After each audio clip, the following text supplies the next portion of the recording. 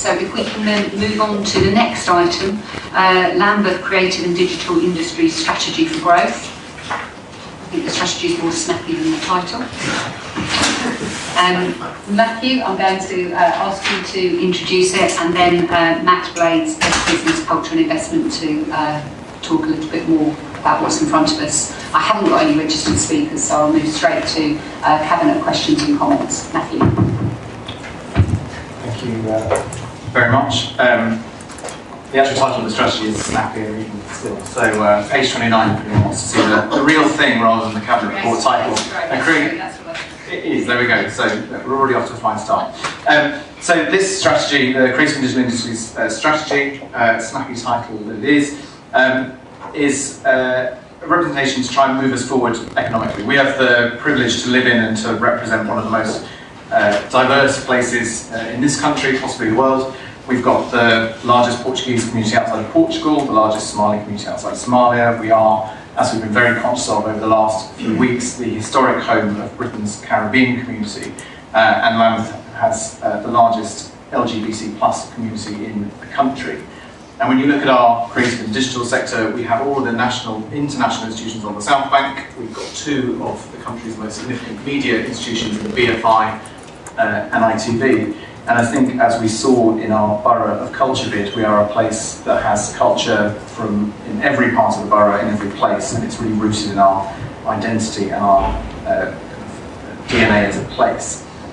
We are, as a borough, a place where £1.8 billion of our GVA and our economy is generated by these industries, and over 22,000 jobs in the borough are in the creative and digital industries.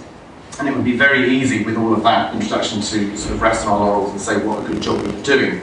But what the strategy is very good at is identifying and confronting the challenges that we do face in a very honest way. Our growth in the sector lags behind the London average. A smaller percentage of our economy than the London average is in CDI, and fewer jobs as a percentage of our workforce are in CDI than the London average. And in a borough which has excellent and outstanding schools, and a very young population, it's still a set of industries that remain far too white and far too male, and that's missing out on an awful lot of potential and an awful lot of opportunity for the people in Lambeth. So this has been an approach which hasn't just been about looking at what the council could do differently, but about looking at Lambeth as a place, about looking at every part of the borough. It's been a huge undertaking in terms of consultation and participation. And it's a document that sets out a series of actions that aren't just for the council, but are for the rest of the public sector, for the private sector, and for our partners in the third sector. And starting on page 59 of the pack are the kind of 5 headlines for what we need to do more of over the next few years in order to really harness success of this in our local economy and to grow, which I'll just rattle through quickly. So firstly is to provide more space for businesses to succeed, and anyone who came into the town hall today through to reception will have walked over Tripod, which is behind us, which is our new council-owned affordable workspace, which will be opening very shortly for local people with a focus on creative and digital industry right here in the town hall. Secondly, we need to work not just in the council's kind of economy section, but across every bit of the council to be much more business friendly and to recognise the needs of the CDI sector in order to succeed, where too often we act either as a barrier or as an anchor dragging growth behind. We need to look at how the space for networking for businesses wanting to cluster in the borough, and we've already got an emerging cluster happening in Brixton that we can do more to support, and we hope to bring forward some very exciting news about Brixton quite soon. About looking at our place culturally as a borough and celebrating that and really building on our cultural vibrancy and our strength as somewhere which attracts and sustains business. And then lastly, but absolutely by no means least, really building on our work on the Equality Commission last year and looking at how we implement that to make sure that we make most of the real talent and diversity that we have in the borough and really tackle the inequality in this sector, because there's too many good opportunities being missed for us really to feel comfortable at the moment. So I will leave it there. We're not just doing this today and then it goes into a drawer. There's a lot more work to be done, but I would just like to finish by thanking the officers and Matt Blades in particular for all the work that's done on this, because following on from the Borough of Culture bid, it's another very strong piece of work that really speaks to who we are as a borough and our ambitions. Brilliant, thank you very much. Matthew, Matt. Hi, yeah, I think Councillor Bennett has covered everything that I would have done in summary, but of course very, very happy to take questions. Great, I'm sure you'll be happy you'll take any questions. Yeah, great, thank you.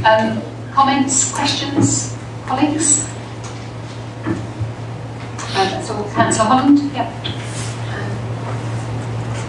It's not so much a question as just an observation that as a councillor in Oval Ward, where we have a huge amount of development, but also we're probably the most unequal ward in the borough. I really welcome this strategy and fully support it in being implemented, because it's really exciting to see a recommendation from the Equalities Commission being tied into this and to bring that forward, because we do need inclusive growth. Being a councillor up in Oval Ward, I feel that this really speaks to our residents and particularly our young people who we know that have difficulties in terms of few of them in terms of long-term unemployment. So I look forward to working with you on that as a ward councillor as well. Just to go much has been said by Matthew, and just to say that I think this ties across, and what I'm most pleased about is that this fits into a whole bunch of other agendas, and it's tied together loads of hard work around some of our special planning documents, what we've done around protecting workspace, how we as a council built workspace, and actually you look at this as a strategy to say how we're going to tackle this problem and make use of it. We've actually already done loads and loads of foundation work, so I'm really, really confident that we can drive this. The impact for me with my responsibility around job skills is absolutely crucial, because we are not going to create loads more jobs in the economic climate, so we do need to look to how do we grow business, support business, get businesses coming here, and businesses are leaving central London all over the place, and actually we're in competition with other inner London boroughs to say come here, and I think this demonstrates to the market that we're a place to come do business, and then link that back into the Equalities Commissions around how we make sure that people benefit from it. So I think this is fantastic. Great. Thank you very much, Jack, and then I saw Councillor Sidat and then Councillor Brathwaite. Thanks, Jen.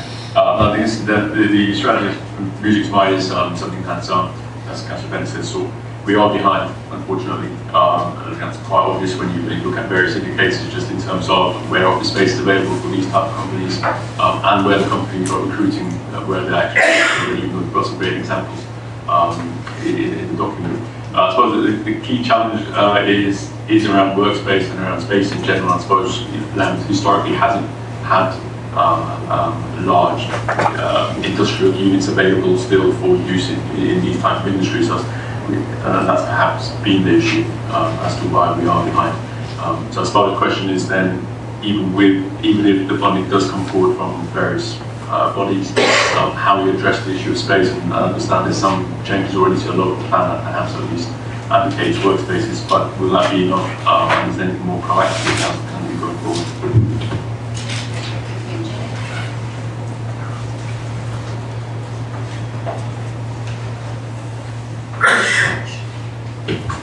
Okay, I'm actually looking on page 60, and I'm really delighted to see in Action 8 that Streatham Bid and the Hideaway will seek to launch the first co-working space for creative business in Streatham.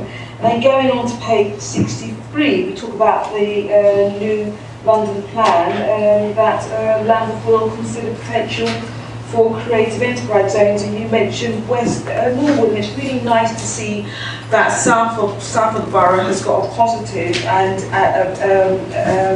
a mention in this document, and we're seeking to ensure that all parts of the borough are engaged in this particular endeavour. So I'm very pleased about that.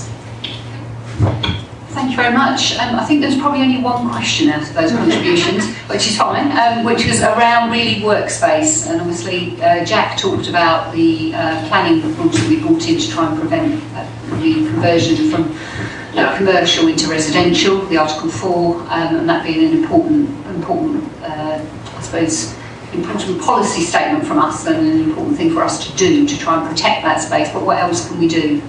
I'm going to tack on a second question actually, because just listening to everybody, they're talking about it from their ward impact. And it would be interesting to know, which is fine as well, it would be interesting to know how we're going to be able to divvy up some of this work into meaningful engagement at a ward level. Okay. Yeah, in terms of planning policy, the strategy times quite well with the revision of the council's local plan.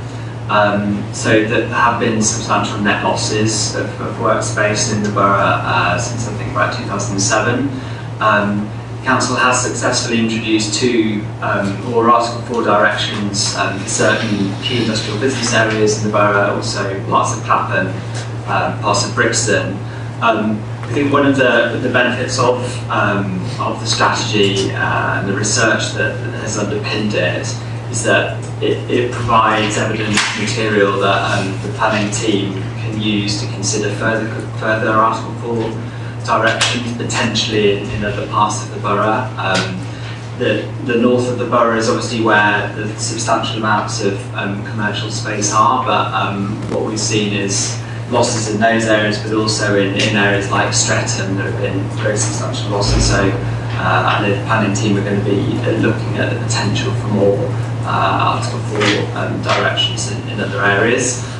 We're also working with the planning policy colleagues at the moment, looking at affordable workspace policies. There are some new policies within the draft London plan around affordable workspace, and the planning team are now looking at sort of positively responding to that and looking at how that might affect development viability in the borough, and in particular locations we think where it would be best to secure affordable workspace to support the clustering that we talk about in here. In terms of ward level engagement, we have tried to make sure in the production of the strategy that that all parts of the borough are referenced in terms of the opportunities for growth.